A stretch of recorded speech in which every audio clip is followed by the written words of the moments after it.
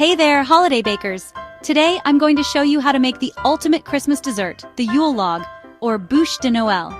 This beautiful log-shaped cake is not only a showstopper, but also a delightful treat that brings festive cheer to any table. Let's dive right in.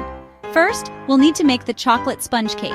Preheat your oven to 350 degrees Fahrenheit, 175 degrees Celsius. Grease a 10x 15-inch jelly roll pan.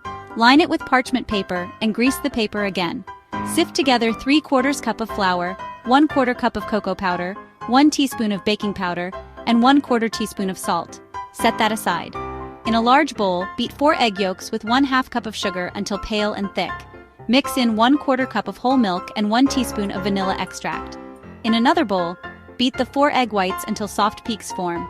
Gradually add the remaining 1/4 cup sugar and beat until stiff peaks form. Now gently fold the dry ingredients into the egg yolk mixture. Then fold in the beaten egg whites in thirds. Spread the batter evenly in the prepared pan and bake for 10-12 minutes. When done, invert the warm cake onto a towel dusted with powdered sugar. Peel off the parchment and roll it up with the towel. Let it cool completely. Next, whip up the filling.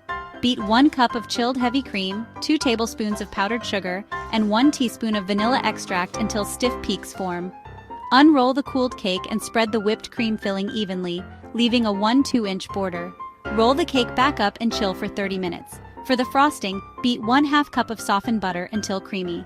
Add 1½ cups of powdered sugar, 1/4 cup of cocoa powder, 2 tablespoons of milk, and 1 teaspoon of vanilla extract. Mix until smooth and spreadable. Finally, spread the frosting over the rolled cake, creating a bark-like texture with a spatula and adding lines with a fork.